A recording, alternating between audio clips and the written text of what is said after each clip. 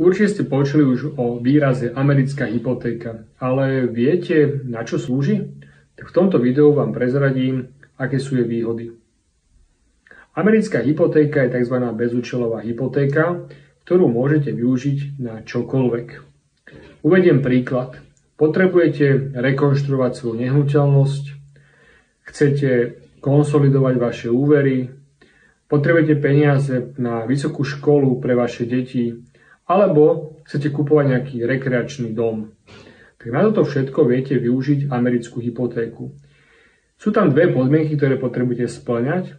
Prvá dôležitá podmienka je to, že musíte založiť nehnuteľnosť v prospech banky, nakoľko je to hypotekárny úver. A druhá podmienka, že musíte splniť dostatok príjmu. Banka vám poskytne peniaze na základe vašej hodnoty nehnuteľnosti, a to do maximálne 80% z hodnoty nehnuteľnosti.